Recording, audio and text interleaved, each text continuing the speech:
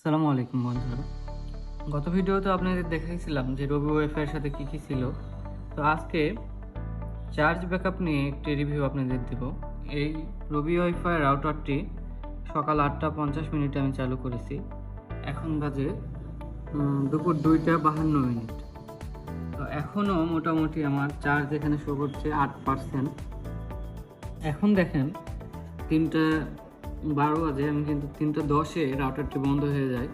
পরবর্তীতে আমি চার্জে লাগালাম, তাহলে মোটামুটি আমার 7 ঘন্টা 20 মিনিটের মতো এই রাউটারটি আমাকে ব্যাকআপ দিয়েছে। এক্ষেত্রে কিছু তথ্য আপনাদের জানাই রাখি, সেটা হচ্ছে কিভাবে কানেক্ট করবেন এই রিলেটেড তথ্য। সেটা হচ্ছে রাউটারের পিছনে এই অংশে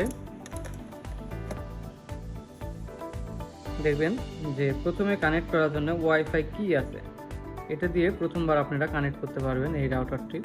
চার্জ ও অন্যান্য সুবিধা দেখার জন্য gateway admin, user ID admin, password admin.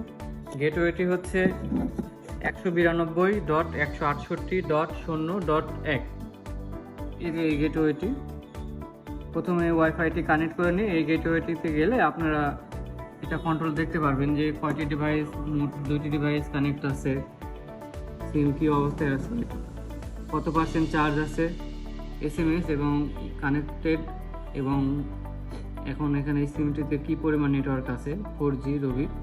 এই সমস্ত তথ্যগুলো এখানে গিয়ে আপনারা দেখতে পারবেন।